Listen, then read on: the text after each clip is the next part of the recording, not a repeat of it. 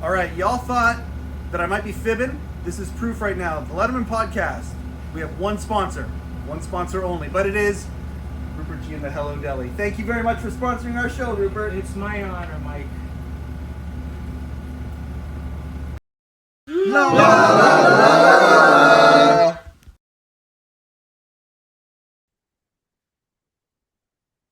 Welcome to the Letterman podcast. I am Darin Cox. I know people who have watched every single episode would know me. I'm the guy who was on the first episode, and I've been on some of your favorite episodes. But I'm here tonight as part of the Friends of the Letterman podcast special. And I'm here to talk about anything and everything Letterman related. I have my Letterman Ray Hall Lanigan t-shirt on that I got when I was in Indianapolis. And I'm so excited to be here. Mike, how are you? I'm doing great, Darin. This is fantastic. It feels like it's going to be a night off for me. Right.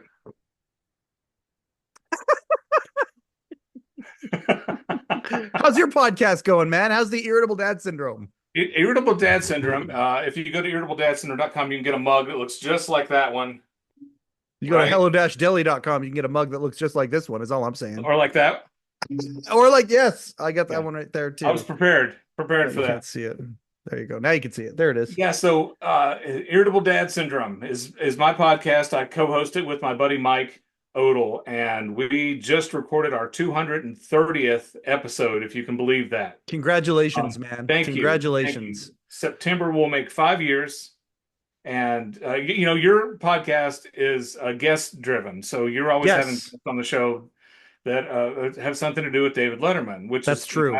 Absolutely fantastic. Yep. And Mike and I, it's our podcast is basically we try to find joy and humor everywhere we go. And so we gather on Tuesdays, usually on Tuesday, and we talk about the people we meet, the places we go. Yes. And it's one of the most popular questions people ask is, do you guys ever run out of things to talk about?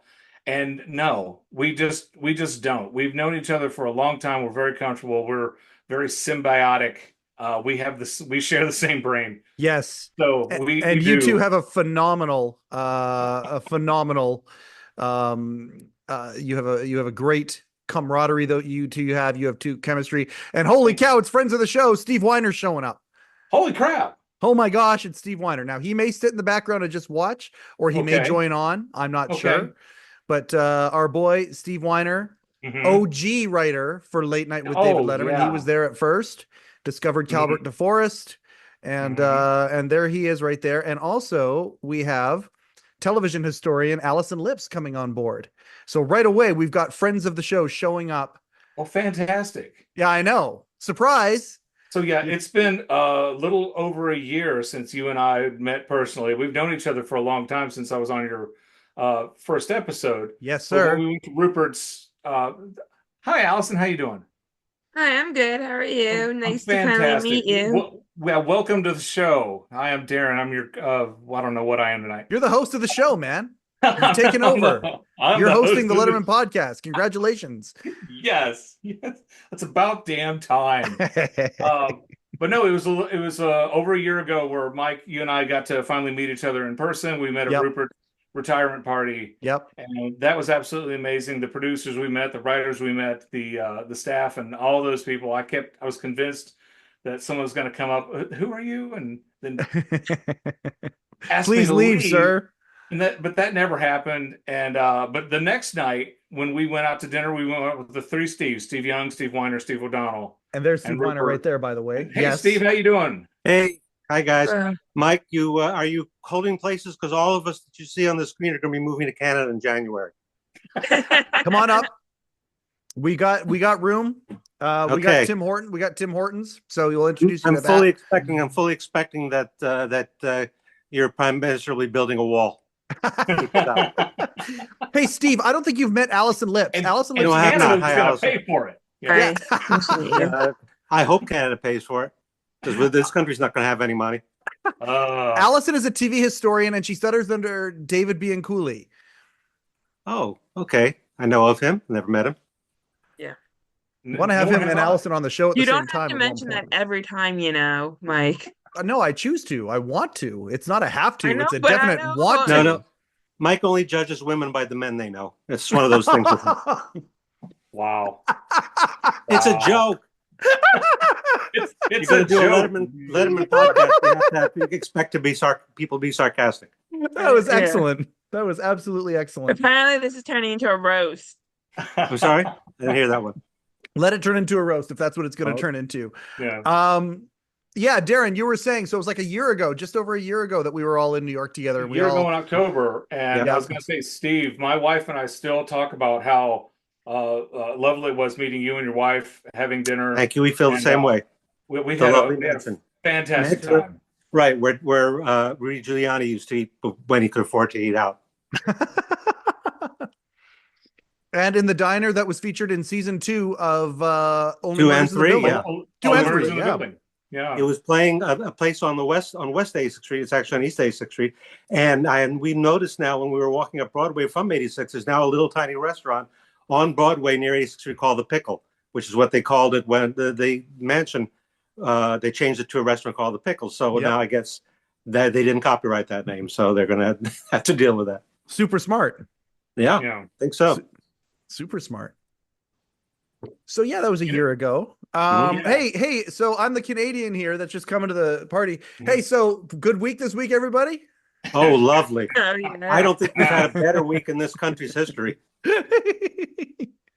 My gosh, there's nothing but roses and butterflies, and it's just been lovely.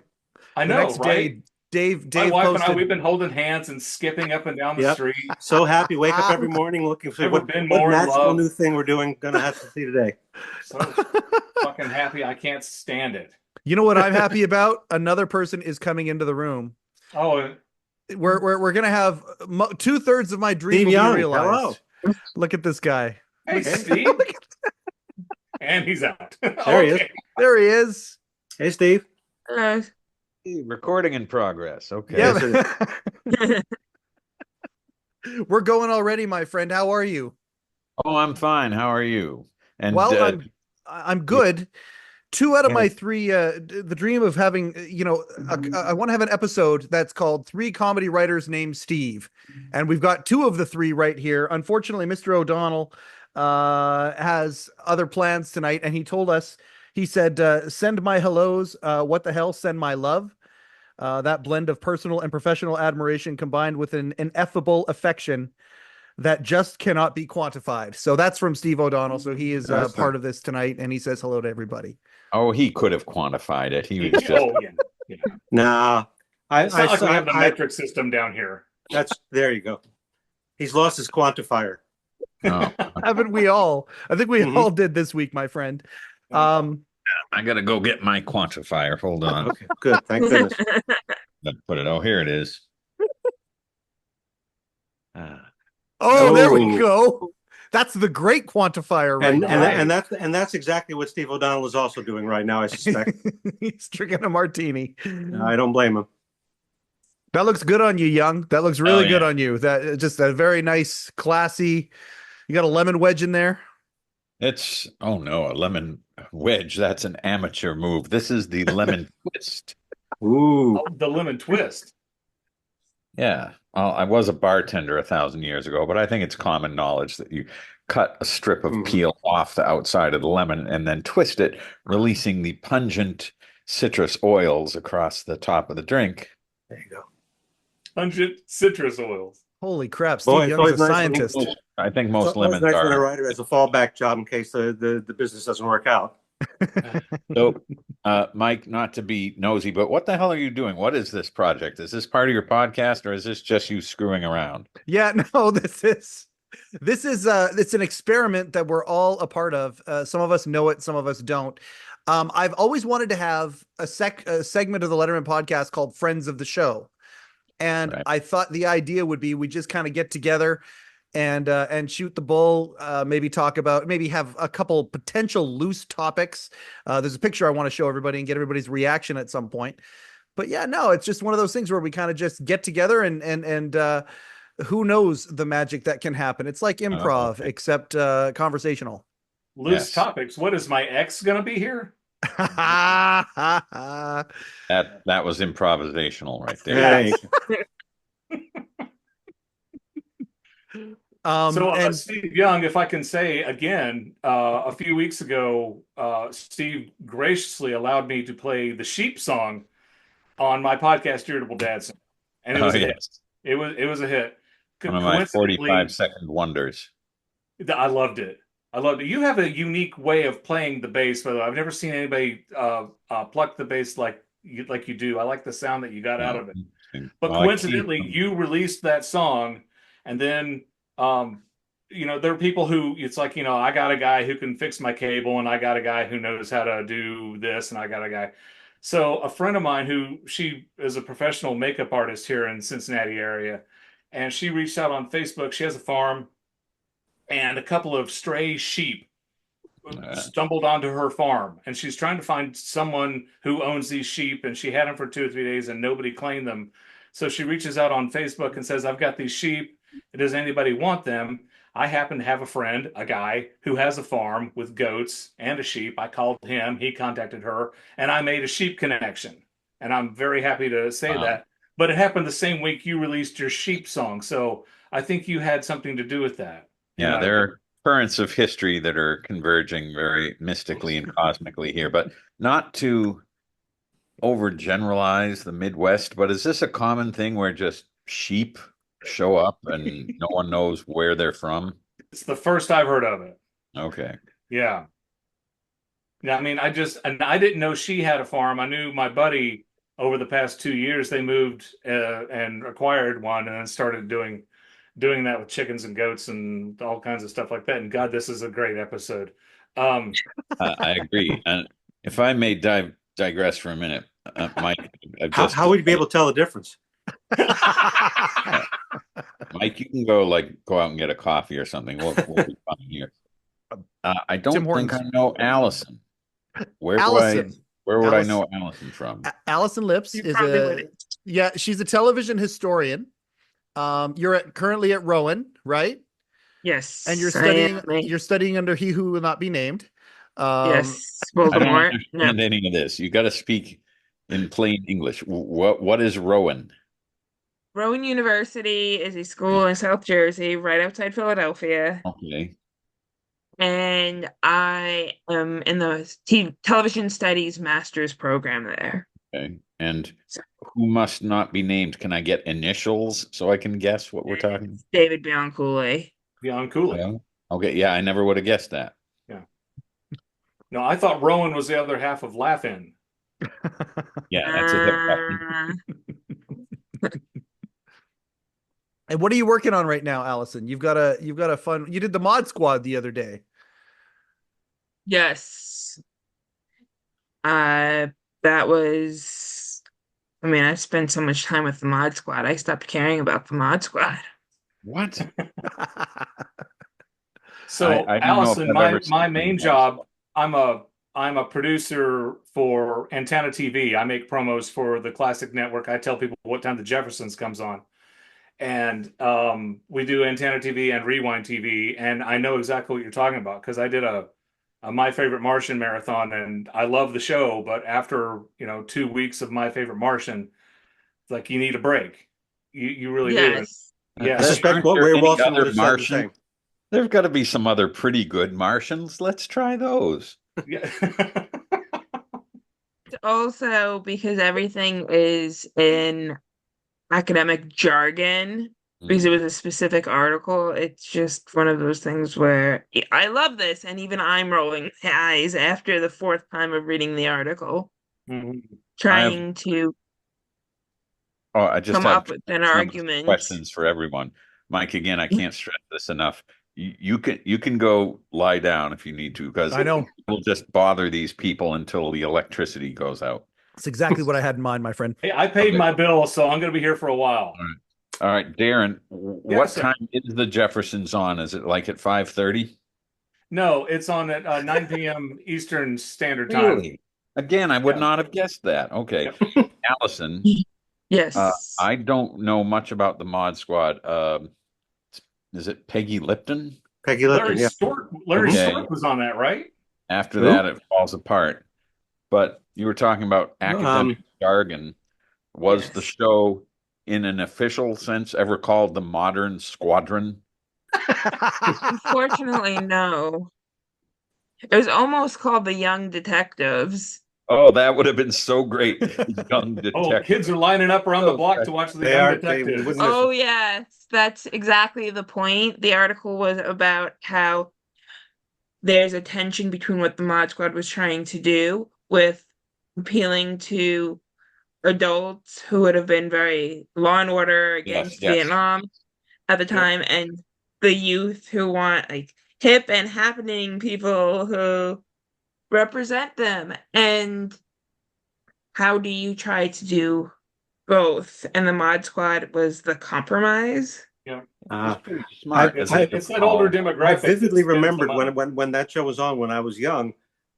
I think they're probably trying to appeal to a younger audience. I don't know a single person in my age bracket from that period who would have that was the last show they would have watched. They used to do. You could see the promos and said these are the least hip people on television trying to be hip.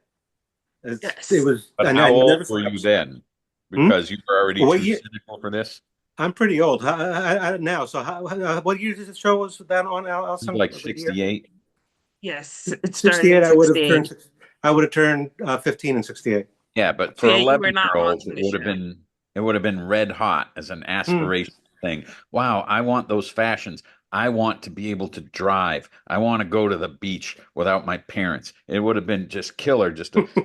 Wasn't the premise that these young people had been arrested for some minor infraction and they were given a choice? We'll put the hammer down on you. You'll never be seen again. Or you can help out the nice policeman by working with us to round up actual dangerous predators. But Steve, it was 1968. These kids were playing the feds. I mean, who would be watching that in our age group? It was. I can't speak. Well, you're very young. I know. I was 3. All I wanted was, and it wasn't even on and for another year. But Sesame Street. But I think it was a pretty canny triangulation of. We'll get the old people saying, yes, the police must round up the evildoers, and the young people, younger than you perhaps, because you were already full of hipster cynicism, but even younger. Wow, they're attractive young people, and they're doing something that I 80% understand, and it seems to be for a good cause. But look at those fashions. I had hipster cynic on my card for many years, so Yeah, how is your card going? Same way my career is going. Okay, so you're a big winner. Yeah, well, we shall see. And Mike, are you starting to regret inviting me? I'm just not going to shut up. No, please do. Let's do this. And again, that's his only 2 comedy writers named Steve, ladies and gentlemen. Imagine if there was a third. There isn't, but somebody else is coming into the conversation. We have the official. Peggy Lipton. That's not Peggy Lipton. This Hey, Paul, the girls are here. She's dead. Yeah, I don't want her coming in here if she's not alive. The official Warren Zevon historian, Adam Unger, is coming on to join in the fun. There's our boy. In here. Oh, Adam Unger is a very well put together guy. The things he puts together, including many Warren Zevon box sets and art pieces, Queen box sets, art pieces, things like that. He's a Queen historian as well, both officially tied to both acts, Warren Zevon and Queen, and just an all around good guy. Adam, welcome. Steve Young, Steve Weiner, Allison Lips, Darin Cox. Everybody meet Adam. Hey, how's it going, everyone? Quite an introduction. Thanks, Mike. Good, Adam. How are you? Good, thanks. Adam, you seem to be, among your many other accomplishments here, an absolute genius when it comes to framing things. You don't see all the holes that are around the nail holes. That all your work back there? There's filing cabinets that are organized better than the most organized room in my house. He has filing cabinets that are organized like that. A lot of very cool stuff in that that man cave / museum that you have, Adam. Lining up everything in the grid back there. Very impressive. Thank you. Yeah, this is the room my wife hates and my kids aren't allowed in. Sounds like things are going great. And where I hide when I'm in trouble. I noticed, and Allison has the soft focus background, which is really, really elegant. Unless, in fact, the back of your room is soft focus. So I It's don't know. actually blurry. Yeah. There's a lot of no, I'm in my kitchen and I don't think you need to see the jar of peanut butter, the can of Pam, and the baking soda that are if things get really slow in this group, we will be seeing those. You painted a very compelling word picture there, Allison. I can almost see it. I mean, there's also vinegar, so we can make a volcano. Now, again, as I say, if it does, can we please play What's in Allison's Cabinets? And is the canned ham big ass? Will it float? Oh yes, will it float? I once pitched an entire like from the Late Show's South American franchise, Esta Buente, Buoyant, whatever. Like, is it float in Spanish? And it would be the same bit. Just everybody talks the whole time. And what do you know? It didn't go. Well, yeah, because everything's funnier in Spanish. There you go. Yeah. See, I don't know. You guys seen Cantinflas? Have you seen what? Have you seen Cantinflas? I'm not so sure. Go ahead. Cantinflas. I know that name. I've somehow missed out. Because you're so young. Did you ever see Around the World in 80 Days? The movie? Mm-hmm. Cantinflas was a very popular Mexican comedian who played Passepartout alongside David Evans. So he was being promoted here, and they did a terrible job of figuring out because his actual Mexican character was not the character they made him play in the movies. They turned him kind of a soft-focused Chaplin guy.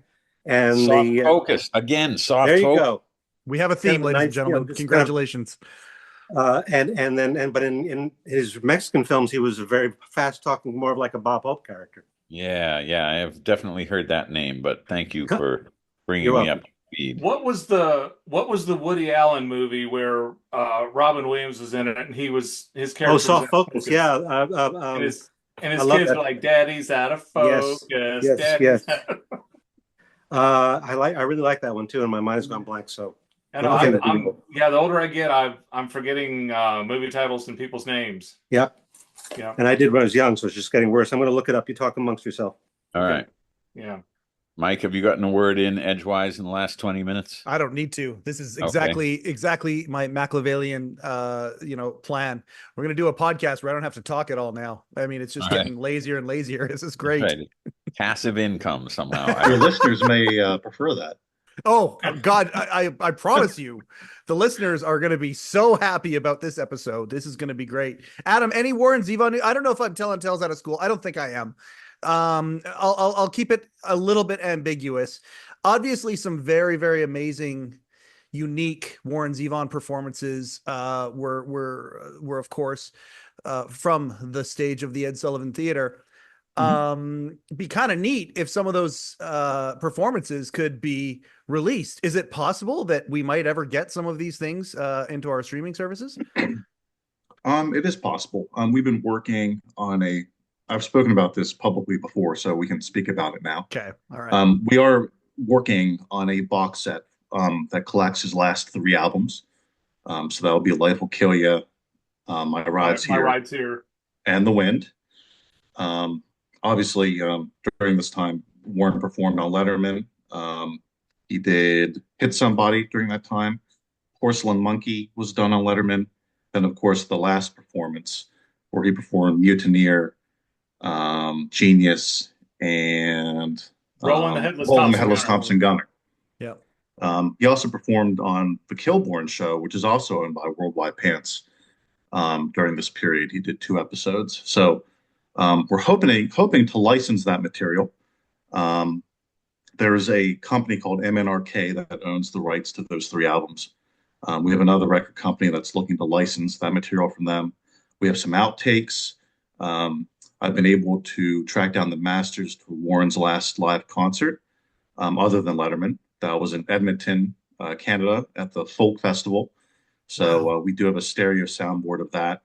And gentleman by the name of Matt Kartsonis, who was on stage with Warren that night, is working on cleaning that up, and we're going to try to demix it and then remix it. And if that works out well, we'll use that. If it doesn't, we'll use the soundboard. But that's the plan. Wow.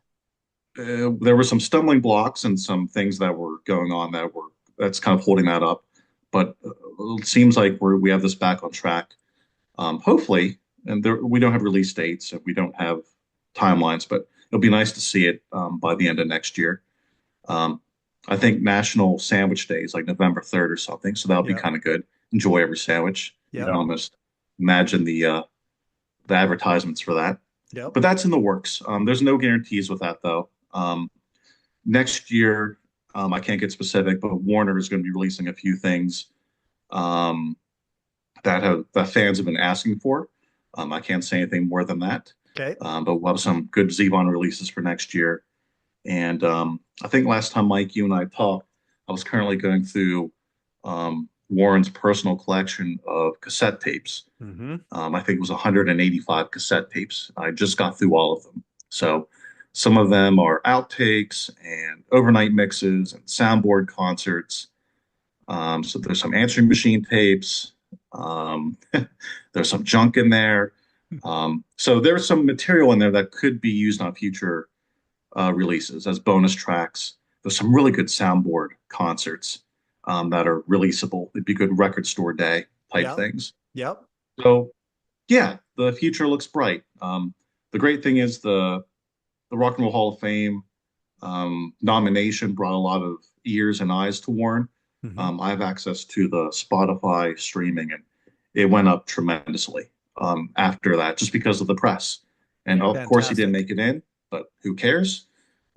It got his name out there. So there was some renewed interest. And, you know, it's kind of a cottage industry. It's not like he's the Beatles or Queen. It's not a big organization. And his catalog is spread across 4 or 5 different record companies. So some of this gets a little dodgy, but we have some good things coming out in the future. Oh, that's fantastic. Does he have family who control an estate, or how does that work? Yeah, there is an estate, and everything goes through his son, Jordan, and his daughter, Ariel. Jordan is the person I work with the closest. He's the person I reached out to start working on the Zevon stuff. And then obviously we get approval from Ariel, we get ideas and input from her. But Jordan's the person I mostly deal with. We we talk and chat pretty much every other day. He's a lovely guy, a sweetheart of a person, really sarcastic, really funny, kind of what you'd imagine Warren Zevon's son to be. Right. But he's a great guy. He also performed on Letterman a few times. He was on with the Wallflowers. He performed solo twice, and he was on with his dad one time. So there's some history there with Letterman too. Yeah. What always amazes me when Tom Petty passed away, they released a bunch of songs out of the vault, and I'm like, why weren't these hits? Why did they hang on to them? It amazes me how something wasn't deemed album worthy at the time, but then they release it, 30 years later, and it sounds amazing. I mean, Tom Petty wrote "Leave Virginia Alone" that Rod Stewart recorded, and after Tom died, then they released it. I'm like, what was wrong? Why would they not release that? So I can only imagine what Warren stuff, what stuff Warren recorded that he held on to for whatever reason. What's interesting is listening to his outtakes. I wouldn't say there's any like amazing undiscovered treasures. I think he was pretty economical in the way he wrote and recorded, because it's just one guy for the most part. He had some co-writers and things, but I don't think there's a huge treasure trove of unreleased stuff. There was an album that came out in 2007, 2008 called Preludes that had a lot of unreleased stuff on it, and there are a few things in there, but I don't think it wouldn't be anything that's completely mind-blowing or mind-altering, or you can understand why they didn't make the last cut. And a lot of those ideas ended up becoming part of other songs too. With the work I've done with Queen, obviously they had 4 writers in the band. There's a treasure trove of unreleased things, but they just didn't fit into the current album they were working on, or better ideas came up. And also you have the situation with songwriting royalties, where all members of the band have to be represented to some degree. So there's reasons why things don't end up coming out. Were there any interesting covers that you heard Warren Zevon sing in any of the tapes that you found? Any covers? There are some officially released covers. A Certain Girl, Back in the High Life Again, the Steve Winwood song, which is amazing. That's a really amazing version of that song. Trying to think if there's any covers. Nothing comes to mind, Mike. There could be, but off the top of my head, nothing sticks out. Yeah.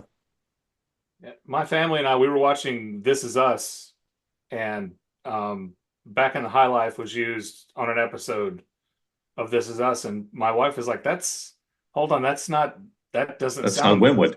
Yeah, that's not Winwood at all. And I said, no, that was Zevon. Warren Zevon did a cover of that.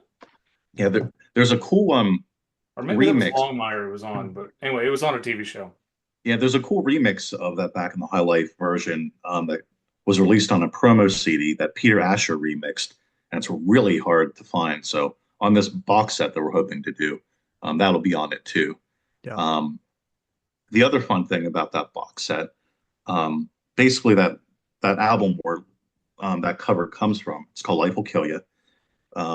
Warren basically recorded the album himself at home using DAT tapes, and basically turned those tapes over to Paul Calderi, Sean Slade. They're the guys that produced Radiohead. They added drums to it and produced it and made it more of a band sounding album. The great thing is we have his original DAT tapes, and we have kind of like the acoustic, unproduced version of it. And that's going to be something we want to include in the box set too. They sound amazing. I love that stuff. That's fantastic. And when did you say, are we talking release? Early 25? No, not early 25 for that. There's still a lot of work to do on that. All right. It would be nice if it was late 25, but I can't. I can't. I'm not in charge of those things, and there's still a lot of work to do.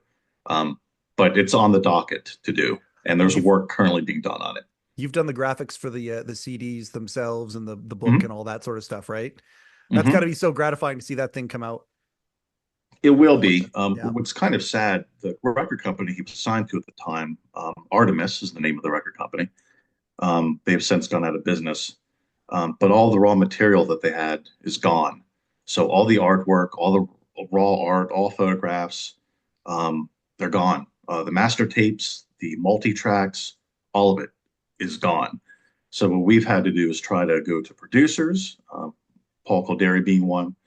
He had stereo DAT tapes for us that may be better quality. They were able to rescue the wind off of a very old computer, an old version of Pro Tools, and get that reassembled. It looks like they're going to be able to do that from my rides here too. But it's amazing that all these things just went away. You think especially it was only early 2000s, and we're redoing it. So we have all the fonts, we have all the colors, we're able to get the photographs. We're kind of remaking everything the way it was.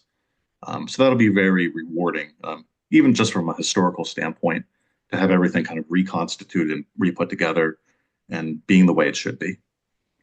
It's funny. I'm going to pivot here a little bit, because just actually quite a bit, but you just said the word history, and I was just looking around at the panel here that we have so far, and everybody here is involved as a history keeper in some way, shape, or form in their particular genre. Like I think of Steve with industrial musicals. Steve Weiner wrote for Criterion and is literally an encyclopedia when it comes to cinema over the years, and what Allison's officially doing the gig. She's going to be Dr. Lips and have a doctorate in this thing eventually. Adam, of course, you and Darin working for True, keeping the spirit of these old shows alive. And then, me trying to do the thing with the, whatever the hell it is that I'm trying to do here. It's interesting. The panel. Yeah, what is it, Mike? I think it's about it was a TV show that was on in the evening or something. Steve, did you ever see Warren Zevon? Did you ever have any encounters with him of any sort? You guys ever did any pieces, did you? Not that I recall, although I do remember this must have been fairly, I don't know, in the early 2000s. Am I remembering this right? Mike and Adam, you would know, after Warren's last appearance on the show, did he give Dave a guitar? Yeah. Yeah, he did. Dave talked about it with the audience one time when Dawes performed. Yes. I think it was an online thing. Dawes performed. They did a Zevon cover. And he said that after the show He went down to Warren's dressing room or however the building was laid out, and Warren snapped up the guitar in the case and handed it to Dave and said, "Take care of this for me." Yeah, that sounds right, because I don't know if it was shortly thereafter or years afterward, but I remember up near Mr. Letterman's office, there were the warren of antechambers and annexes, similar to King Tut's tomb, where there's the outer zone in this tomb, and all the gold amulets, the canopic jars, and all that. But there was like this sort of end of Raiders of the Lost Ark room full of stuff that had just accumulated, priceless stuff signed and given by people. But I remember, I don't know if it was Mary or Joanne showing me some stuff, but there was the case with this guitar from Warren Zevon, and I thought, how poignant. And it's wonderful that it is here, and nothing can dislodge that the elegance of that story. But at the same time, as an aspiring guitarist, I thought, oh, it'd be too bad if no one ever played it again. Not a big concern in a world in which we're flooded with 100 million guitars a year being built. But still, I thought, I don't have the chops or the resonance to touch that thing, but I wish somebody would. Yeah. Where is the guitar now, Steve? Doesn't Dave also have a guitar from Eddie Vedder? I think so. Yeah. He probably has 100 guitars. He probably has a barn devoted solely to music instruments given to him by people. So, Steve, Dave doesn't strike me as a sentimental or nostalgic or collector kind of person. What do you think he does with things like that? Is it in a storage shed somewhere? Is it in his basement? I don't know. It was always to give him something heartfelt and unique for a birthday or Christmas gift. You just didn't know really what its disposition was going to be, because he got such a flood of things from people on the staff and concentric circles of people who cared about him and liked the show and were friends of the show. So you just knew that your little contribution was going into this flood, and it was probably noted and cataloged, and then maybe it was similar to the end of Raiders of the Lost Ark, some football field sized basement full of crates somewhere.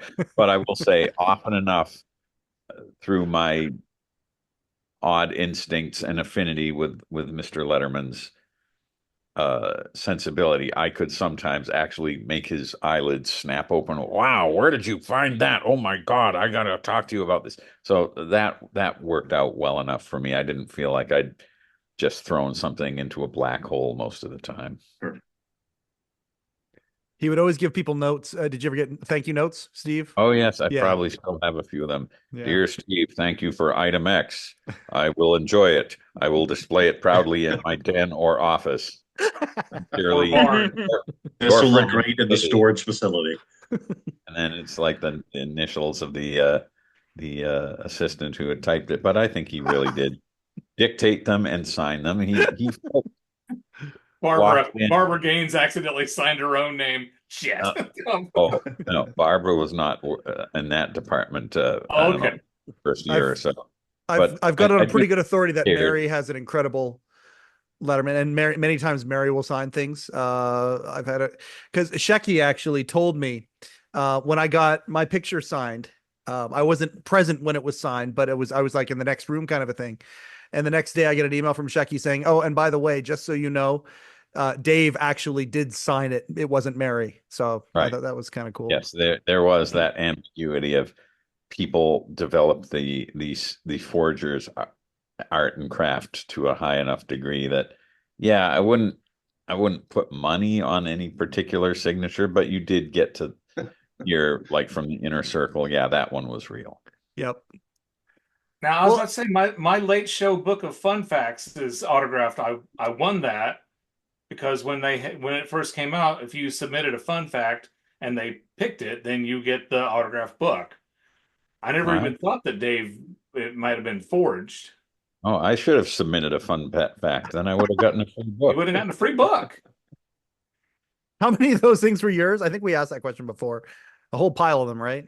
Oh, well, I think I was decently represented, though. That was kind of the weird, straight-faced bullshit that was exactly in my wheelhouse. So yeah, fun facts. I remember one that great. There was one that got a big laugh from the audience, and then Dave sort of riffed on. It was at a 1978 congressional hearing. Officials from Kraft Foods admitted that they had no idea what was in Cool Whip. and the audience laughed, and Dave went into this. I don't know. I don't know.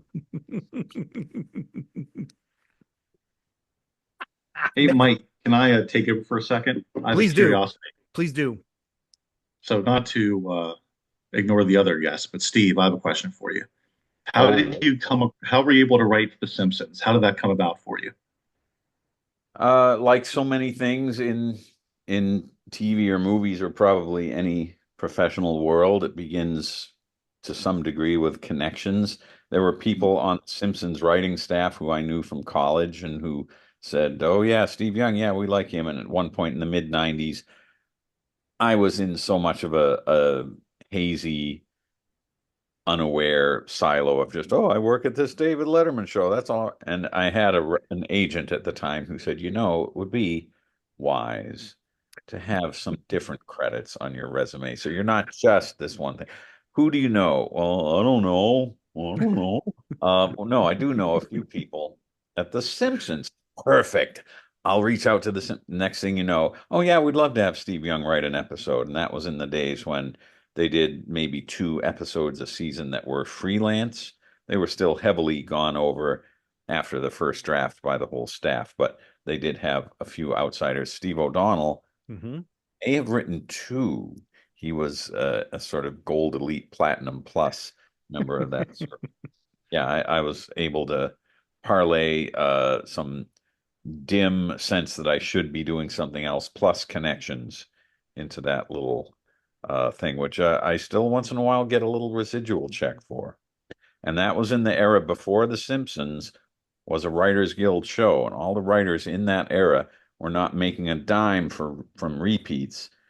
And my agent said, I'm going to negotiate your deal on this thing as if it is a Writers Guild show, so you will get residuals. It's possible that helped tip the scale, and like a year later, all the Simpsons writers went to Fox and said, "We want to be a Writers Guild show. We want the animation's still fighting for that. The Writers Guild. Yes, most animation has not done it, but Simpsons and a few other shows, they said, we want the repeat money, we want the health insurance, we want the pension. And Fox said, "Oh, we don't want to give you that."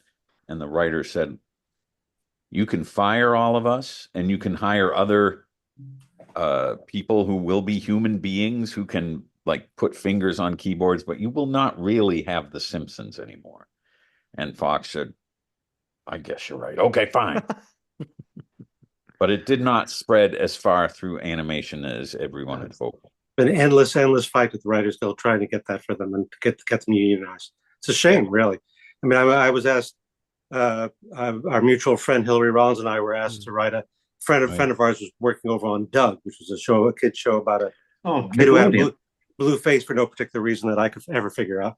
And I was his best friend. He said, just a favor. He said, "Please, I need all the help I can get." So we wrote this thing, and I think I wouldn't even remember we got paid for it. We got paid once, and it really was like bus fare. It was unbelievable. It's just, but then people have been fighting for it, and it's just never happened. And it's really eternal. By the way, I will say one thing about Doug, the kid with the blue face, colloidal silver. Well, now we've got an answer. Now you should have written that episode, the origin story. Oh, believe me, I pitched it many times. I thought, his agent wasn't that good. Your agent was trying to get you union salary. That's the problem. We don't want to hear that crackpot stuff. He's just blue. Forget it. No one cares why he's blue. Just shut up. So I had to go. Well, he actually mentions in an episode. Go ahead, Allison. I believe he actually mentions in an episode that he's African American, which is very not a direction you would expect it to go into. Because I'm of that generation where I grew up watching Doug and other Nickelodeon shows and Disney one Saturday morning. So that's. I know we take artistic license, but I'm gonna. I would love to see some documentation about which part of Africa produces people with the blue skin. And I'm not going to press too much, but I know there's the white Nile and the blue Nile. We'll say, okay, it's from the lower Nile, I guess. I want this to is what point it out feels like to get canceled. Here it is. Great. You can't should cancel point out- Great me. I'm already podcast, canceled. Mike. Great. Just another service we provide here on the Letterman podcast. I should point out that I got the best note, most enjoyable note. Hillary and I got the most enjoyable note I've ever gotten from a producer on a script that we submitted. I think we'd seen like 1 or 2 episodes of this thing, so we just wrote what we thought was funny based on the characters. And we got the note back from the guy who created that show, whose name I've forgotten, that our script had to be written was, and this is a direct quote, too funny. So, if you're going to go down, that's the way. I cannot tell you how many times I've gotten that. Can you dial it down, guys, please? I'm trying to get it tonight. Yeah. Mortals are not equipped to deal with what you're dishing out here. You will kill us all. I'm still stuck on the idea that there's footage somewhere of Doug, maybe at a desk talking to somebody, and there's a jar of colloidal of water, around the silver rod thing, making the colloidal silver. And we were told that the mom guy says I got to do this every day. We were told that the guy who was running the show was in fact Doug. It was based on his life, and I've seen pictures of him. He was not blue. No, not blue. No. Hey, Doug wasn't blue. It's his friend Skeeter. Are you an avatar? No, I'm not a goddamn avatar. Allison's right. Skeeter's blue. Doug's not. Doug's Good not call, blue. Allison. Doug's not blue. No wonder he didn't like Everything. our script. Christ, we just talked for 10 minutes and we were wrong. As long as Skeeter's someone, blue. I'm not convinced. I want to see data. I can just imagine the person who's like, you know what? I'm going to give the Letterman podcast. I'm going to give it a try. And like, there's 15 minutes into it. This whole goddamn show's about Doug. Yeah, Rick Sheckman and Mike, you'll like this. Rick Yes, Sheckman and Alex Bennett and I, when Alex Bennett had one of his old radio shows, he invited Rick and I on one night, and we were basically talking like we did off screen, which is all at the same time and all over each other. Yep. And it was going fine. We were very happy. And they started taking phone calls. Okay. And this woman says, I wish you could just hear yourselves. You're all talking at the same time and no one knows what you're saying. And this is embarrassing. And it's just so unprofessional. And Alex said, screw you. And he clicked her off. How could you hear her if you were all talking over her? No, we stopped to hear the people call in. Oh, that's the only time we stopped. Okay, good. Yeah, Alex lost another. Impenetrable chaos was your theme. Okay. It has always been in career terms too. I do have a couple of things that there is a semblance of structure, and I want to share a photo, and I want to see if anybody. Is it Doug and Skeeter? It's not. I'm pivoting. Can you all see this? Yes. Yes. Meryl. Okay. Yep. Oh, yeah. And You already told me about this. I showed you Allison. Allison knows about this already. But if you can look, Meryl Marco Meryl, and if you look, there's a pickle. Can we tell what? I figured Steve Weiner might know what this is, but I don't know. I know what that is. No, I know exactly what that is. I don't know that. What Hacks. Meryl's going to be on an episode of Hacks, playing fantastic. A character called Meryl. How fantastic. Amazing is that? That's great. Hacks is such a great show. It's a fantastic show. Really incredible show. Just so good. Why is Pickle touching her cantaloupe? That's bothering me now. Oh, can I see that again? What happened to the cantaloupe? Yeah. We'll see it again. Oh, now is it a euphemism? Now my mind's going to be thinking about that all night. Or is that cheese? I think that's a pickle. That's a pickle. No, is that a cucumber or a pickle? Is it blue? Well, cucumbers are pickles. It's not blue. Hairs. Oh. Pickle should not be near the fruit. Even I know that. I think that's cheese. Because that's red sauce. I don't know. That's cantaloupe and watermelon. That's melon. That's melon. This is the worst. Just when you think this week can't get any worse. It's not cantaloupe, it's a marshmallow. Is this cheese? Paul, you got any music? I put that up. That was on Meryl Marco's Substack, which I highly, highly recommend. I'm actually starting a Substack channel in the next week or two here. I'm going to start writing stuff and throwing it up. To me, I hear this phrase, and I've never felt older than when I've had to say these sorts of things. But I know, like, Substack is things where people do things, but is it like a website, or do you have to like sign up for it somehow? Yeah, it's an app and a portal that you can sign into on your computer or your phone. Yeah, I know. And I mean, okay, that explains everything. I'm telling you, 11-year-old Mike would be so disappointed if he understood in his adult years what the word portal would mean. The most biggest disappointment ever. 11-year-old Mike thinks we're no teleportation. Nope. You just get to look at content. That's right. That's right. Substack is a place where writers can go and write, and they can develop a following, and people can. It's got sort of the business model that. Oh, help me out here. What's a Patreon that Patreon has similar, but people can come and view the content for free, and then there are people that can also subscribe and pledge, and so Meryl. Well, you can't see all content for free. No, that's true. There's some that's they have different platforms. That's right. But Meryl's is she writes stuff. Some of it is in the form of graphic novel. Some of it is in the form of text and then a clever photo that matches here and there, or just a story, an anecdote. And you can subscribe, and if you want to pledge, you can. But either way, you're seeing reading the genius of Meryl Marco. And so that picture went up this week because she was saying, "Hey, listen, I'm sorry, there's no post this week." And it was a disappointment message saying, I'm reeling from the election and that the season of silliness that went on down there. And then saying, this is the reason why there's no post this week, and that picture was up, and it's like my imagination just went off. The idea that she's playing a version of herself on that show got my imagination going. Imagine if there was a spin-off and you had like a Curb Your Enthusiasm type thing and it was Meryl Marco. To me, that just is absolutely delightful sounding, and if we're going to get even a taste of that on Hacks, I'm a very, very happy guy. So Mike, a few years ago, do me a favor, Mike. Can you give me the option to share my screen? Yeah, I think so. I'm going to send a request. All right, hold on. This is Meryl Marco related, I promise. So 3 or 4 years ago, there we go. You got her, man. Jordan and I had a call with Meryl Marco.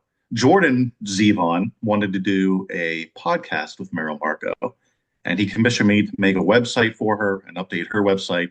This is what I came up with. And we spent a long time working on it, and we talked to Meryl a lot, and such a nice person, everything you'd want her to be. Yep. And then Jordan and I just stopped being interested in it, and I'm sure we wasted a ton of her time. Wow. Yeah. It's one of those things you wake up and you have a really good idea, and you start on the idea, and then you just don't follow through with the idea. What are the connections between Jordan and Meryl? Like, what are the Meryl things used to date Warren. There we go. There it is. That's how Jordan knows Meryl Marco. She dated Warren Zevon for a little while. Oh, wow. I did not know that. I did not know that. Jordan has pictures of the two of them mini golfing. And I have pictures of their scores from the mini golf that they did. And Meryl destroyed Warren on the mini golf course. Oh, I like hearing that. That's great. Yeah, but there's pictures of the two of them getting in his Corvette and going on a date or whatever. And so, yeah, they were together for a little while. There we have it. Yeah, she was wonderful to talk to. So bright, so funny, way smarter than me, way funnier than me. Just everything you'd want her to be. She was great. And then we wasted her time. Steve Weiner, you loved working with Meryl. The best. I mean, it was, that was my first gig in television, and she is just, if you actually fulsomely compliment her, or anyway, it's not hip enough on some level. So I feel like I should be doing something funny, but I really owe my career to her, and to Dave, of course. But I, Meryl was just a great person to work with. She was very supportive of all the writers. She herself was funnier than any of us, so it was just always trying to get to be that funny. Yeah, I mean, I really hope I owe her everything. You know, I can't say we became friends, but I didn't become friends with David either. So but she was really important to me. And she treated Calvert well. I guess. I mean, she was endless. She and David were both so amused by Calvert. It was. I'm sorry, I didn't hear. All right. Anyway, no, they were just they were just both very amused by him. So that he could do no wrong, which of course he only did wrong. But his doing wrong was what made it right. I mean, I don't know if I ever told the story on any of the podcasts, but you could write stuff. Carl and I used to write stuff that was just a little bit off, so it was just like not way crazy, but he would then do things himself that you couldn't create as a writer. And I remember we had a Melman bus ad that we'd written, and the first line was, remember MELMAN, or not the first, but the line was, remember MELMAN spells Melman. And it was written on the card, M-E-L-, etc. So Calvert is standing there and he says, remember, Melman spells Melman. He just saw it as a stretch thing. Oh, good. We couldn't have written that. We couldn't have come up with that. I mean, it's like you have to be in another dimension to think that like that. I mean, this the famous Christmas story. It's either, I'm sure, I know I told it.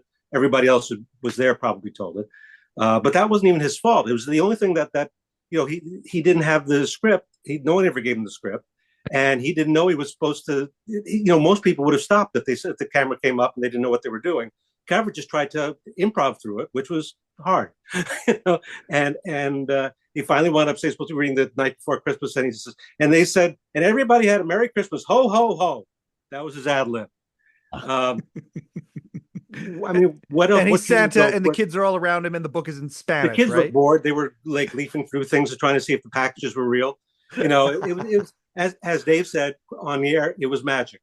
And then the next night he had Barbara and Jude on, who were in charge, the producing that segment. Each one of them had thought the other one had gotten the script up for him, so they both were wrong. And I guess it was Dave Romero's idea that they would appear on camera in shadows, like somebody on 60 Minutes, who were guilty, but you couldn't show them because they were in the witness relocation program, and it was great. It couldn't have been better. Yep. Steve, you wrote for Calvert as well, right? Not that much. He was already kind of becoming a lesser and lesser element on the show by the time I showed up, and there were probably, and this was 1990, and he was around certainly in the NBC era, and then less and less. He was more like a prop by the CBS era. What did he open the show by saying? This is CBS. He did. One of the few scripted things I could ever remember him doing on the newer show. I think later years he wasn't able to handle much dialogue or anything like that, and he would just be this sort of non-talking, comical, human-shaped item that would come out. Right. Please welcome Harry Kissinger, and then Calvert would walk out. That clip just resurfaced with Johnny Carson's last appearance, and Calvert walks out as Johnny Carson. Yeah. And it was great. Mm-hmm. Oh, when the show was in LA for that week. Yeah. Yes. Mm-hmm. Los Angeles. But Mike, you may have had me on at some point when I told the story. When I was hired in 1990, I think I had seen the show less than anyone who'd ever been involved with writing. And like I'd only seen a handful of episodes, and then I was hired, and then for like 2 weeks I watched it. Okay, I got to catch up. And then suddenly I'm in this room with all these comedic Olympians who've been there for years, and they know every bit of minutia about the show and what's been done. And they kept mentioning this name that I didn't understand. They said, what if Calvert does this? What if Calvert does that? And I finally said, excuse me, I'm sorry, I know I'm new here, but who is Calvert? Yep. Because on TV, and I vaguely knew this, he was Larry Bud Melman, right. But you had to be a hardcore fan, which I was apparently not, in order to know his real. So I I was charmingly guileless enough in my stupidity that people kind of took me under their wing and said, "Oh, that's so adorable. This guy doesn't know shit. All right, we'll tell him." Well, he was more of a constant presence in the early times. Yeah. I mean, he'd be on something several times a week, and but he was working, and he was still. Again, I'm probably sure I told the story before, but he was still working his day job, which was a receptionist at a drug rehabilitation clinic. They never stayed up long enough to know he was a TV star, so he would come in the day. He'd work, and I just kept imagining, what if some drug addict who happened to have seen the show walks into the clinic, wants to get straight, and the first thing he sees is Larry Bud Melman behind the desk. There's like only two ways to go there. Either you quit immediately or you run out and get a fix. That's the only possibility. You can't just take it normally. But he is not supposed to collide like that. Yeah, he ultimately had to leave that because they wrote about him in the Washington Post, a profile, and they told the story that he was still working at that rehab clinic, and he had to quit because he was a civil service worker, and you can't have two jobs when you're a civil service worker. You can either work in the clinic or be a TV star. You can't do both. It's against the law in New York. How much of a dilemma was it? Was he? Well, I think he probably thought it over. Well, he may have thought that the clinic was a more permanent job, which is quite possible it would have been. We have no idea. I don't want to cast aspersions on his professional qualities, but I can't imagine he would be a terrific employee at any organization. No, nor can I. But again, civil service work. What can I tell you? So okay, well, there you go. That's the best I got for you. I mean, I never saw him there, so I have no idea. I can't imagine him as a receptionist at all. Hold, please. Ha, ha. Well, he didn't. The laugh was imposed. That wasn't him. He never did. He never did that off camera. Okay. That wasn't. Yeah, I don't even remember how that started. You guys did go with him to I think it was the 1992 Republican convention in Houston. It was me and Maria Pope and Calvert, and we shot some stuff down at the Houston Astrodome or whatever. Yeah, Bush Sr. would have been running at that point versus Clinton versus Perot, probably. Yeah. Yeah. Look at this Canadian so with the American history knowledge. My meatiest time spent with Calvert, and I think there is some picture somewhere in my files of old undigitized photos of me and Calvert on the floor of the Houston Astrodome going, somebody sent me a picture recently of Calvert young, which is almost unimaginable. You wouldn't particularly recognize him, but you might. But it was an interesting experience. None of us are actually friends with Calvert, close to Calvert. We liked him. He's a very nice guy. He's perfectly pleasant to be around. But you didn't go out and had a beer with Calvert after the show. It's not a thing. I did. But he was my best friend. I'm sorry to tell you this, Stephen. Everyone but you was in a close. Yeah, you didn't know who he was. So let's. Then I caught up fast. He was charmed by my ignorance. Let's be pals. I was going to say, Calvert was best man at my wedding. He was. I had heard that. I married him. Beat that. Well, Allison, I had Calvert's kidney. Wow. Okay, you win. Yeah. There you went. I need a little more of my quantifier. Hold on. Yeah, that's a good idea. Special brew. That's a very, very good idea. One question about Calvert as a fan. Yeah. Oh, sorry, Mike. No, you go ahead, Adam. As a fan watching the show, I loved Calvert or Bud. So everyone said that, of course, he appeared less and less whenever the show moved to CBS as the Late Show. Was it? How do I say this? So obviously, characters like Rupert became a big part of the show. Mujibur, Sarah Jewel. Did Calvert appear less and less because there were more characters to bring into the show, or was it a function of Calvert was just getting older and didn't appear on the show as much, and that gave other characters a chance to be on the show, or are the two completely unrelated? That's a very scholarly question, Adam. It was. It's just the way I wrote it down. In retrospect, I think it was probably both. I think Dave consciously or unconsciously thought that Calvert stuff is so tied to the old show. Yes, we love it. We want the continuity, but we've got new universe audience here. But yes, Calvert, as I was saying, was able to handle less and less in terms of tasks and materials. I'll point everybody, if you want to do a deep dive on Calvert, one of the places to go.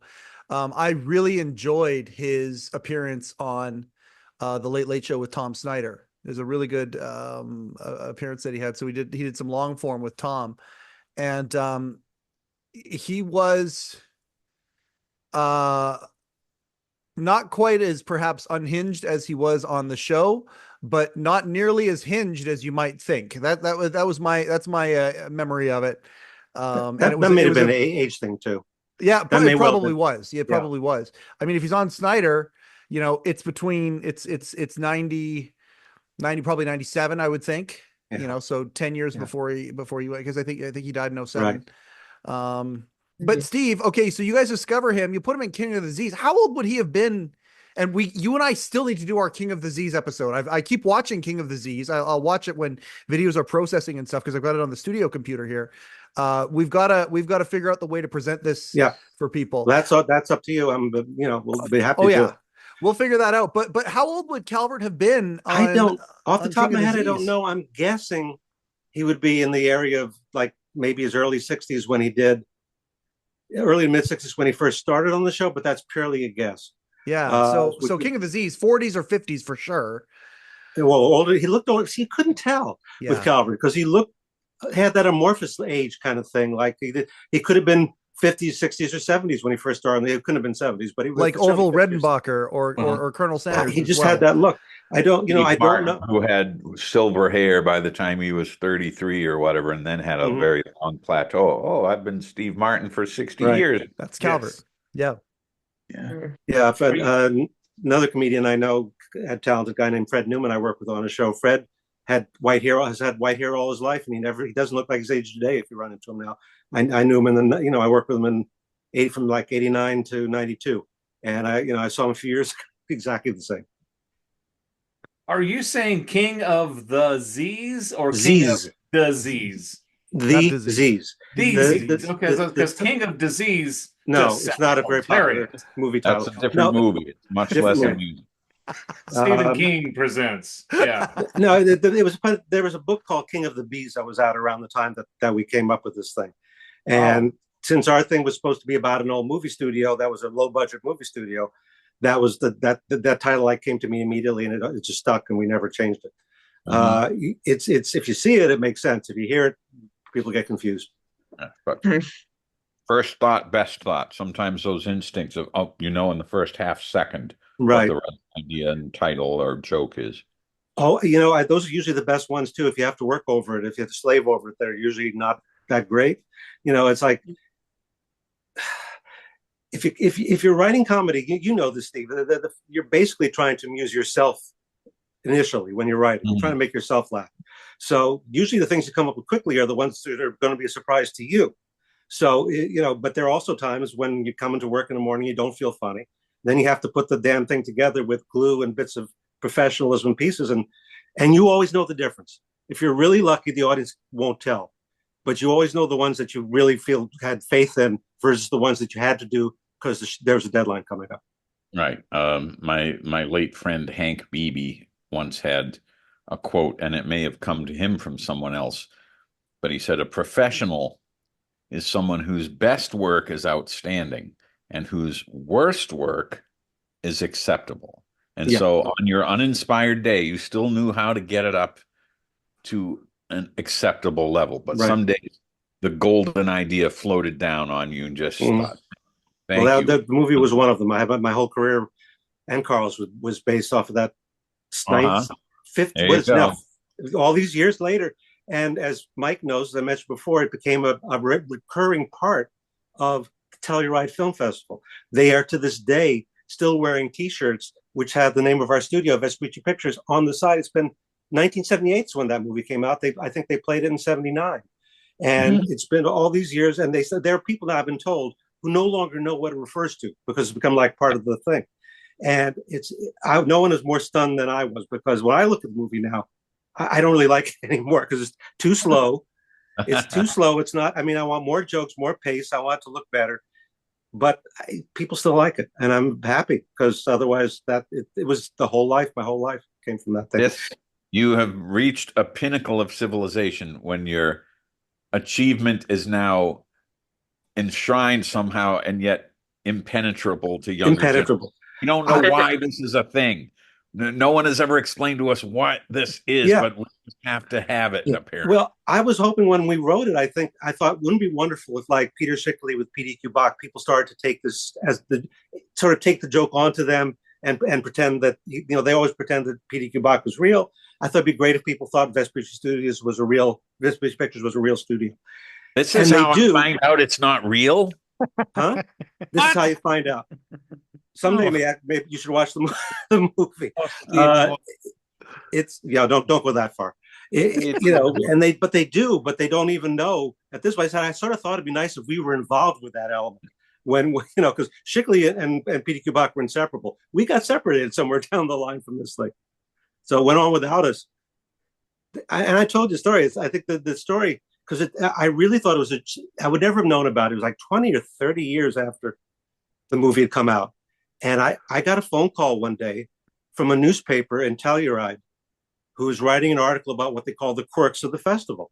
First of all, and he started talking about how did it feel to have your movie being such a big part of the Telluride Film Festival. I said, what are you talking about?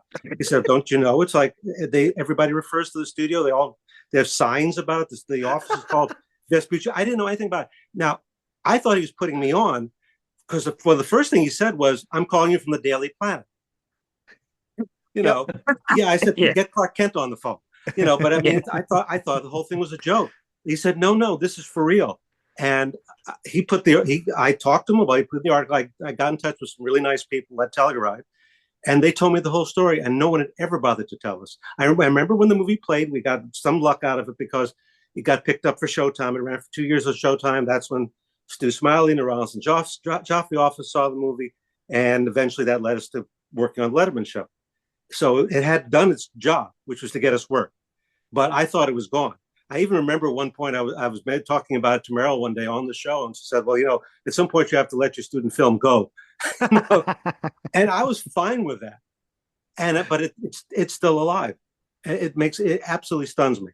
Well, you guys were on panel and showed clips of the movie. Yes, we did on Letterman. Like Letterman interviewed both of you, and you showed clips. They made it possible for us to make new clips for the show. Yeah. So we went down with Pete Fatovich to a soundstage down in the Village, and Pete was only there because Carl would have been was directing this thing, but Carl was not DGA, so Pete had to be there. So Pete would sit there, with his plaid jacket, reading a newspaper in a corner, and periodically, Carl or I would lean over and say, "What do you think, Pete?" And you go, "All right with me." And that was it. That was Pete's part. He was happy, and that's how the stuff got made. I actually think some of the stuff we did for the show it looked better. It was just more professional. We were specifically trying to make it look bad, and we overdid it. So the old clips really look like crap now. I think some of the jokes get lost, but people still seem to like the damn thing. And that's a compilation on Don Giller's channel, I believe. Oh, you didn't know that, Steve? Oh, I was just going to say, you have no idea what you're throwing out into the universe and what will stay. I think any one of us might be astonished decades from now. Like, that's what people remember that I did. Mm-hmm. Ridiculous thing. I thought I had a masterpiece over here. People like this weirdest, stupidest, most minor thing that blew up somewhere. And, boy, that's true. I can't say that's a bad thing, because those random, chaotic domino effects, like you were saying, it brought you to such amazing places. And Darin, Allison, Adam, and even Mike, I don't know what strange twists and turns that you look back now on your own lives and careers, say, that makes no sense. That never should have happened. I've got like 20 of them.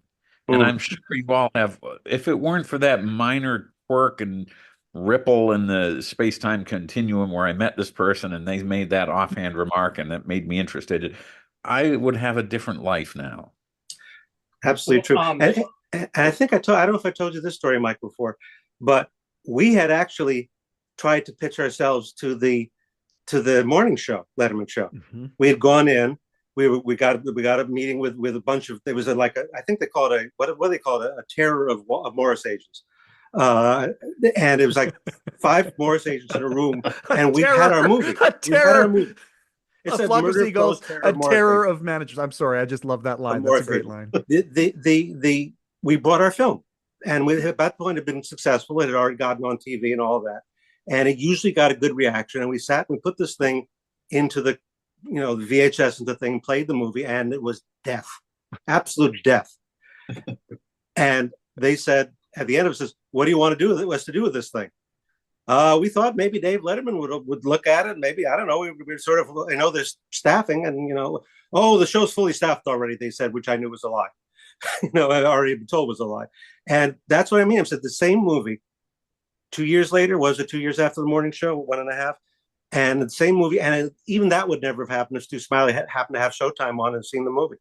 Mm-hmm. So it's like, it's all those little dominoes that, your whole career can go this way or that way based on the weirdest things. Steve's absolutely right about all of that.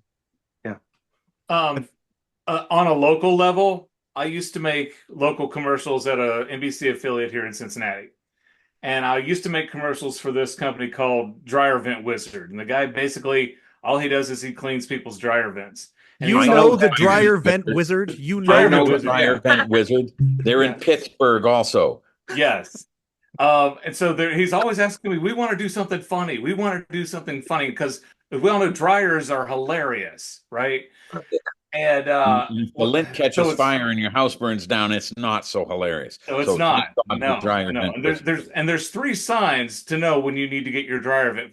No, we're not going to go into that. So it's no, please do. There's a tall guy named Ed and there's a short guy named Ed, and the short guy named Ed is, you could tell him we're going to put you in a diaper and give you a cigar and these goggles, and he would do it. He would do anything you wanted him to do. Sounds like my brunch. What I recall. And so he and he kept saying, what if we put me inside a dryer vent? Like, you make me really small. And he wouldn't let it go. And I finally fine. So we did a commercial where the Dryer Vent Wizard snaps his fingers and the smoke comes.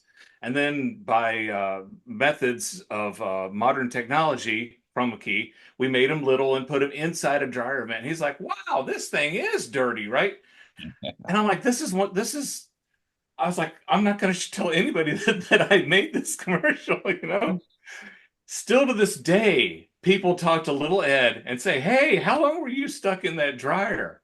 And they loved it. And they keep asking him about, how he got stuck inside the dryer. I wasn't, at first I'm like, okay, I'm giving the client what they want, and I made it look as good as I could, but I'm not sure that I believed in it at the time, but it really resounded with the audience. They loved it. You tapped into something primal, whether it's the tidy bowl man. Why is there a tiny man in a boat in my toilet? Oh my God, I can't stop thinking about it. Or what was the show in the 60s, or Incredible Journey or something? You got miniature people getting injected into Yes. Well, Fantastic Voyage was the movie. Yeah, but that's what I meant. Fantastic Voyage, Incredible Journey, whatever. Incredible Journey was that 3 animals, so a cat and a dog and something else that were going traveling around. A cat, a dog, and a mouse. Michael J. Fox was the voice of the puppy. Right. Yeah. A cat, a dog, and a mouse, and they were miniaturized and injected. There you go. So, but Darin, you did stumble sideways into something extremely primal there. People are fascinated by, oh my God, what if a tiny person could be inside X? Like little kids wonder, are there people inside my TV? I gotta look in the back of my TV and see what's really happening there. You got into something there, and I will say I cannot be more strangely delighted to hear the phrase "dryer vent wizard" because of you. When I was, it's like, I've got the Dryer Vent Wizard's number right here on my phone. Oh, I can get him. Dryer Vent Wizard. Get him on the show. But I was doing a tour of my industrial musical show, and I was going into Pittsburgh. I had a cool venue set up, and I thought, I should try to figure out what are some local podcasts and hip comedy blogs and whatever. And I got on this podcast called Jagoffs, which is like this Pittsburgh colloquial. The very entertaining 2 hosts of it. And the podcast is sponsored by Dryer Vent Wizard. Okay. I looked into the podcast a little bit. I checked out some of their episodes.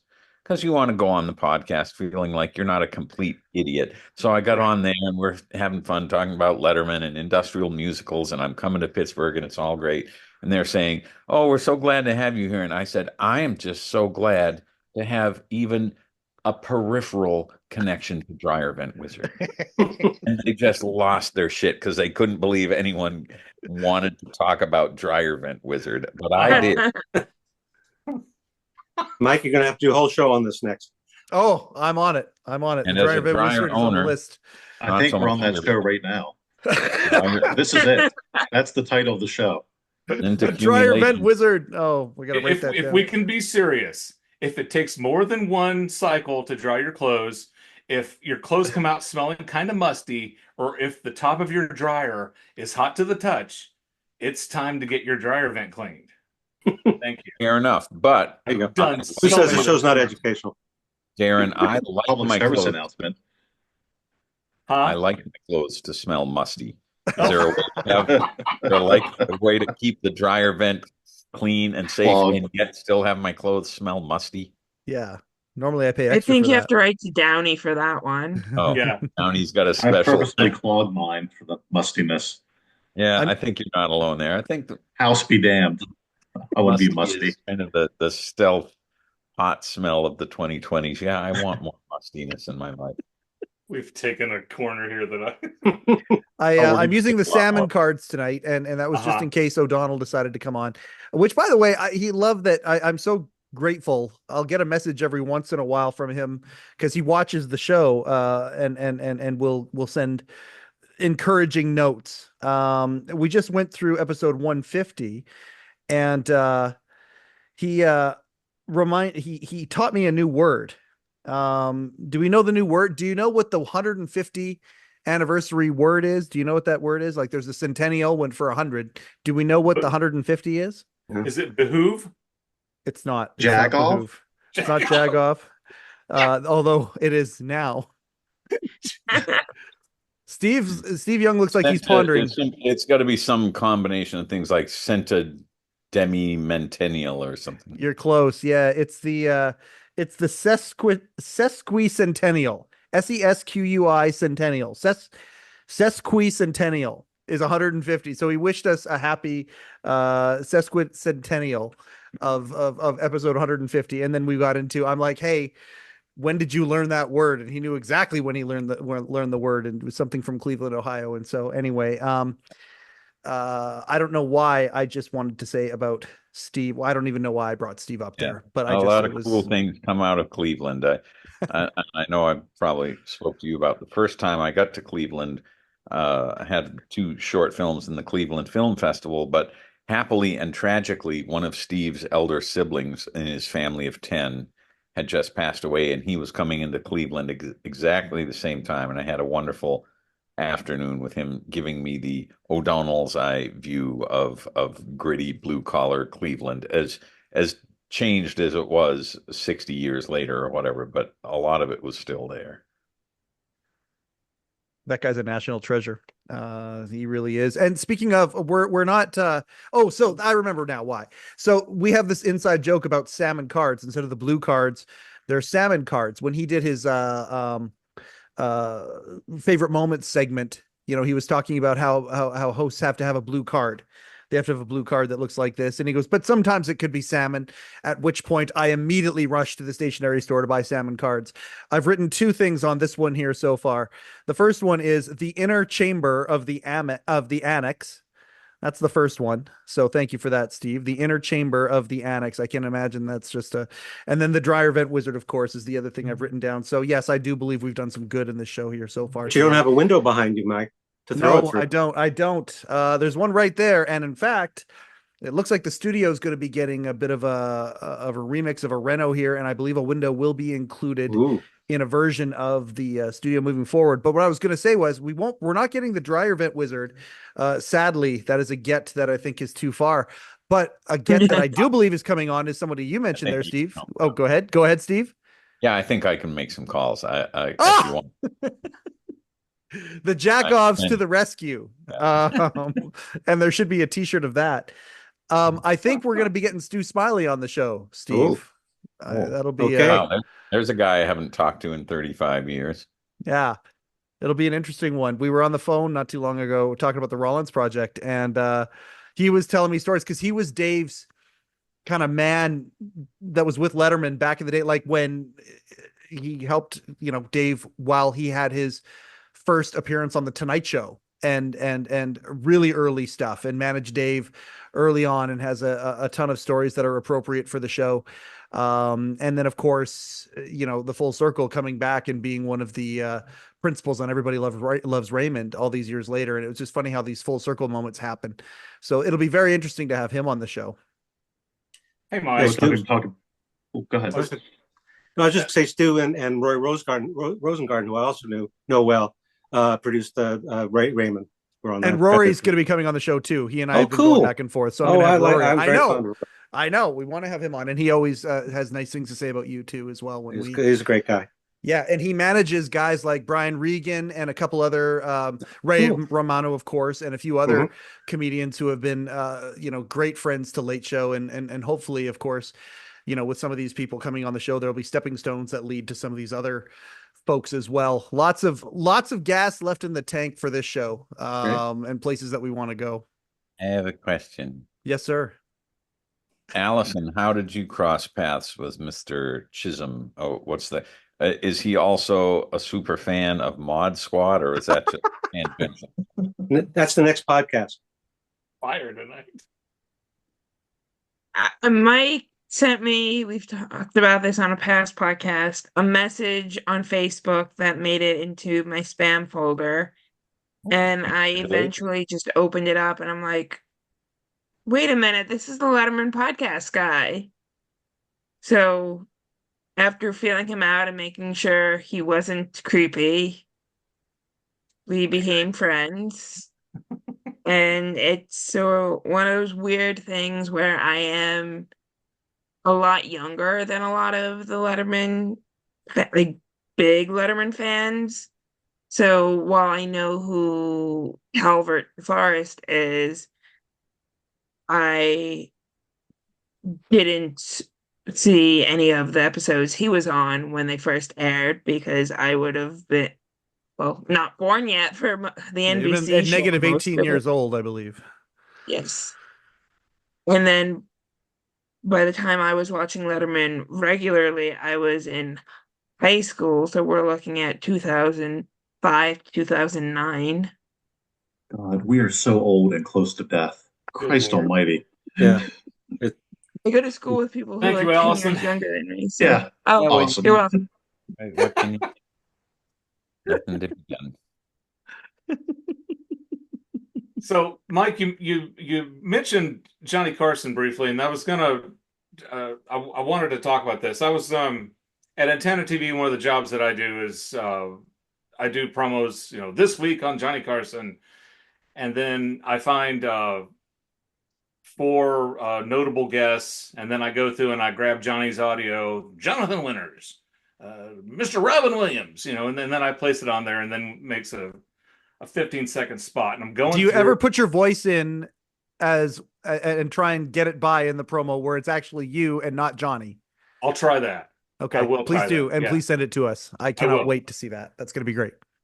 But there was an episode with Terry Garr, and so I've got to put Terry Garr on there. And I'm going through and I'm watching the episode again. And one of the things that Steve, Dave, in retrospect, seemed to have more control over his show than Johnny did. Because this episode I'm watching with Terry Garr, Mel Brooks is also on. And good luck trying to get a word in when Mel Brooks is down the couch. Johnny's trying to ask Terry Garr questions and Mel Brooks won't stop butting in. Mm-hmm. And, okay, yeah, it was entertaining, but, Terry Garr's on the Tonight Show. And and of course, he just passed away. And I was kind of wanting to hear more from Terry Garr. And here I am telling Mel Brooks, shut up. This episode there 20 years ago. And then I found an episode with Bonnie Hunt, and the same thing with Jonathan Winters was also on the couch next to her, and she could barely say anything. They were just being so funny, and Johnny just sat there, and just let everything happen. And he would do that with Buddy Hackett, with George Gobel, with Dean Martin or whatever. If the other guests decided to do their thing, probably varied. I mean, I certainly wouldn't have any firsthand knowledge, but I read a biography of Bob Hope a few years ago, and if you remember, Bob Hope used to come. Hey, I was a Rock Cost Hall taping special. I just thought I'd drop in. Isn't that wild? Isn't that something? Yeah. Huh? Carson hated that. He didn't like Hope. He didn't like that he was dropping in. He didn't, he thought Hope was kind of a selfish performer, and how he felt about those other guys you just mentioned. I don't think if you weren't being amused at that moment that he would let it go, but that's just as a viewer. I don't have any knowledge for any other way. Yeah, I don't know. I just kind of I thought Mel Brooks was kind of stealing Terry's thunder.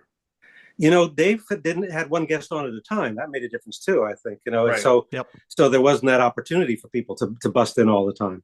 That's tricky when you have a lot to couch, to control it. Yeah. As I know there's the famous Denzel Washington. Say it, Steve. Go ahead. As I was going to say, as I'm proving here tonight, one determined loudmouth can derail an entire proceeding by refusing to stop talking. Well, it's not your problem. It's Allison won't shut up. That's the problem. You say it's. Also, I think Chisholm could run a tighter ship here. He could mute me. I choose not to mute anyone. Because it would be a mutiny. I don't even know what that means. Okay, that's perilously close to being a joke. Perilous. And didn't quite make it, but it came close. Yeah, I did notice. Does not qualify. Yeah. I have, Mike, if you'll allow me to send you a picture. Yes, sir. On the chat function. Yep. Coincidentally, and I was thinking of you for this because this is a joke I cannot put out under my own banner because it is simultaneously clever and stupid. But I was thinking, oh, you're the perfect guy for this. I was going to send this to you. And you could put it anonymously on your webpage or Facebook or whatever. I'm going to. All right. At Substack, you're starting. Yeah. If you get this in the chat and you put it up on the screen, I will do a late show or a late night Kyron quiz bit of material for you. Here it comes. Oh, I like that. I like this idea. All right. I'm waiting. I've got the chat open. And I'm looking for. Right. Oh, here we go. I send it just direct message to you only. Have you received it? I have received it. In the space, it bounced off the satellite. Yeah, it did. Okay. Do we want me to share screen? Wizard. Do we want me to share screen on this? Sharing the screen. I will do the audio for this. All right. Okay. So let me just get back to. All right. We're gonna. I believe we've got it right here. Okay. Here we see an example of rural stream management. B, how brooks are routed under countryside roadways. C, culvert de forest.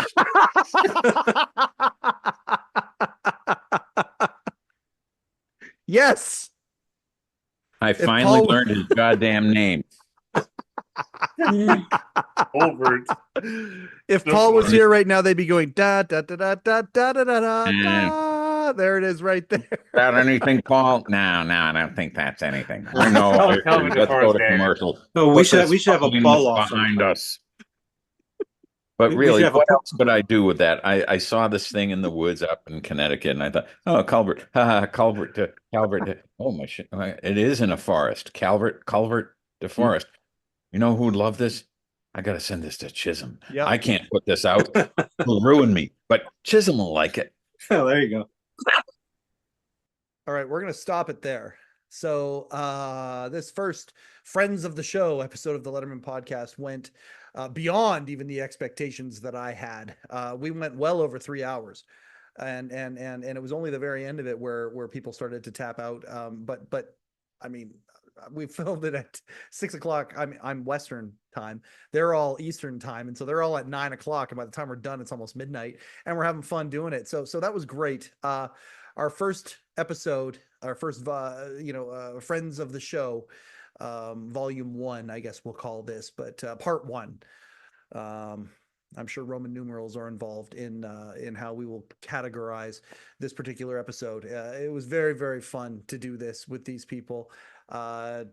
Next week, we'll put up part 2 and take it from there. This has been another episode of the Letterman Podcast with Mike Chisholm. Coincidentally, I am Mike Chisholm. Thank you and good night. Overcoat and underpants.